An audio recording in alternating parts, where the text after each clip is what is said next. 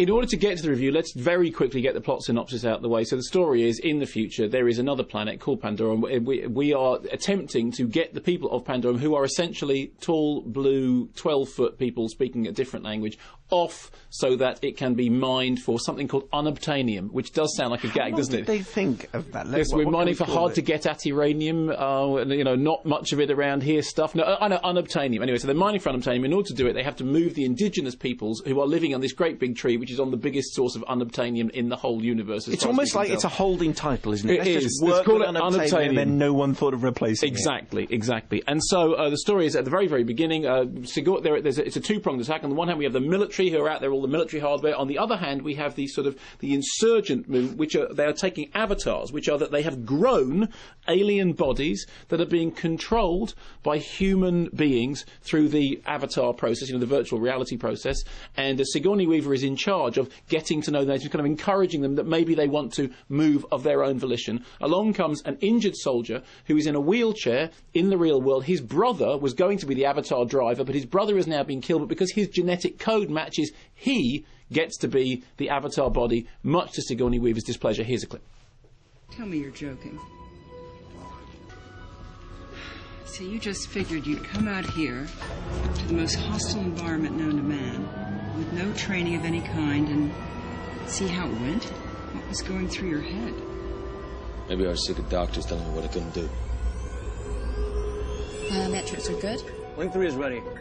Keep your arms in, hands in, head down. Down. Just relax and let your mind go blank. It shouldn't be hard for you. Guess the darkest part of my little life. Initiate link. So, thence, in the body of the avatar body of the natives, he goes out into the planet and interacts with the natives. And, of course, what we know is going to happen is that, having gone in as a soldier, he is going to somehow fall in love with their culture. Everybody's heard the Smurfahontis gag about it, so you kind of know what the parameters of the story are. I mean, the gags that were made beforehand was it's Fern Gully in space, it's Smurfahontis. And the fact of the matter is, those gags do have a certain element of truth, but they are not the whole truth. So, let's start with the good things about Avatar. Firstly, it is spectacular. I mean, in inverted commas, emotion capture. This is what they call this new way of, filming the actor and then turning that into a CGI creature, which is, that dates back to Gollum and all those things. The emotion capture is done rather well. And you relax into the idea that the creatures are, that they're not CGI, conjured things. They are actually there. And the facial expressions work very well. The Avatar, which is being driven, I think that's the only word we can use, isn't it? Being driven by Sigourney Weaver's character, does look like the Sigourney Weaver version, the alien version of Sigourney Weaver. And it's funny because when she breaks into a smile, because Sigourney Weaver's got such a distinctive smile and the avatar is based around the shape of her face, it is clearly Sigourney Weaver, despite the fact that it's a 12-foot blue alien with a totally different hairstyle. Okay, so that's very good. The second thing is the world which Cameron creates. I mean, this famous thing about King of the World, he's a world creator. It is true that the planet that he creates is a world. I mean, it is this lush, vegetation, there's extraordinary trees, plants, and you are in that world. And you'd really have to be pretty cynical to deny that Cameron has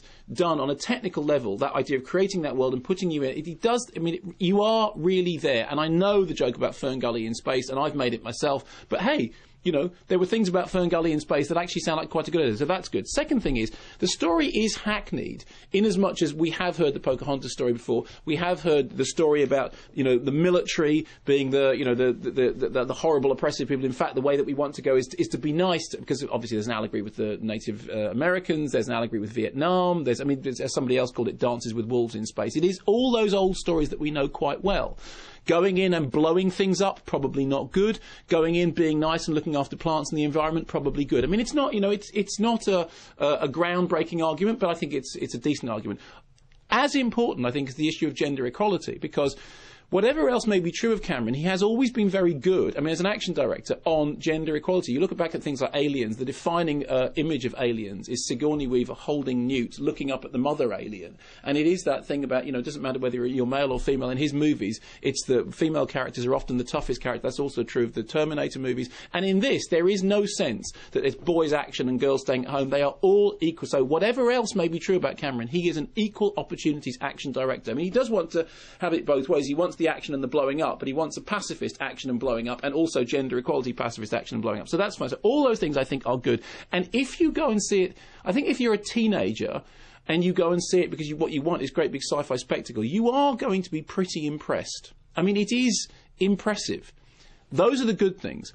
On the downside, firstly, it is long and baggy. Like so much of Cameron's work, it really needs to be pruned. I was saying this about Quentin Tarantino, but boy, does he need to rein it in.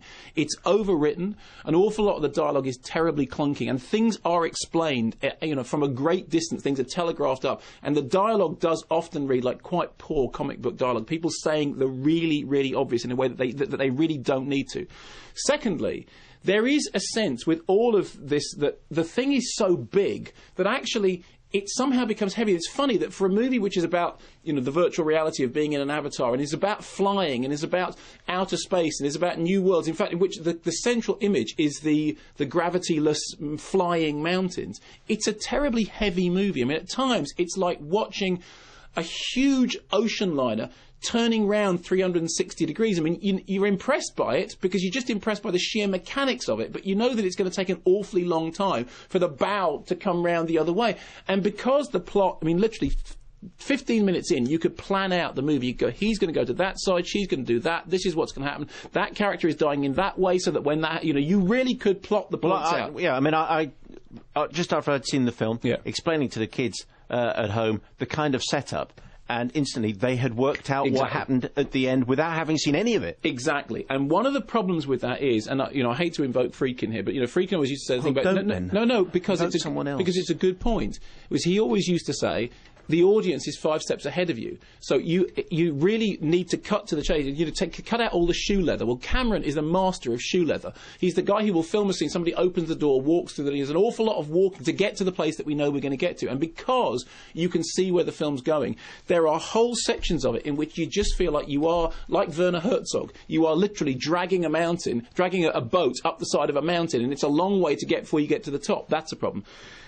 The other thing is the whole idea about the immersive nature of the 3D. See, we were all told that the immersive 3D, this was going to be the thing that proved to us what 3D could do. It's not just pointy-pointy. It's not the pointy birds are pointy-pointy, anoint my head and 90-90. It's something else. It's immersive. Now, Avatar is clearly the best 3D movie. It is the one that demonstrates what can be done with 3D, and it is an absolute demonstration of the fact that 3D is flim-flam. There are 2 ways in which you notice 3D, either when it's pointy-pointy spears, or when people are falling into ravines. It's good at pointing, it's good at falling. Beyond that, the immersiveness is nothing. And to prove it, I actually took the glasses off at one point to look at the screen out of focus, but to see what it looked like without seeing it through the glasses. And you know what? Even out of focus, because it was unrectified 3D image, it was every bit as impressive as it was with that. If you saw it on a big IMAX screen, if you saw it properly projected in a nice big cinema with a nice big sound system, you would have every bit the immersive experience of the 3D thing. But it is, I think, the defining point in the argument about 3D. You go, yes, that's what it can do, and that's done. There are moments in it in which it becomes... I mean, I never relaxed into the design of the creatures. I always found the creature design slightly too, I know it's... Designy. They are too design. And there are things about sometimes the trousers that they wear, the clothes they wear. It's just like, if you spent all this money and all this time to create this incredible world, I kind of figure like you should have sorted out the creature design better.